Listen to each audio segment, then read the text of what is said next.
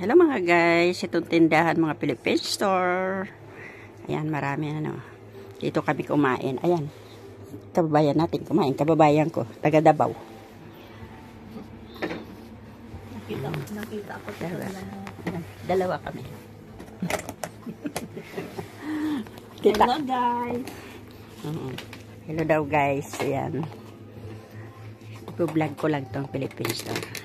Doon sa New Year, pinabablog sa akin. Iikot mo doon, Teo. Oo, mamaya. Doon sa harap. Ay, sa labas. Ito, ang dami mga chicherya. Totoo lang. Ipasok ko muna dito. Ayan. So, yan, may saging dito. Mura lang ang saging dito. 13 yata kilo. 13 ba kilo ng saging? Oo, te.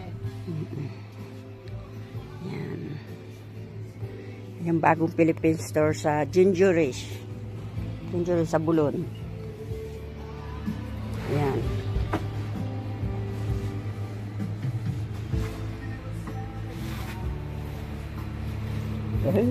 Kakain laban tugtog ah.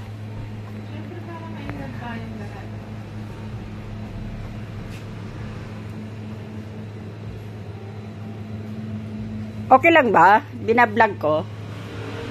Philippine store. Oo, hindi naman ikaw. Kasi, ayaw mo, bakit? Bakit kasi ako?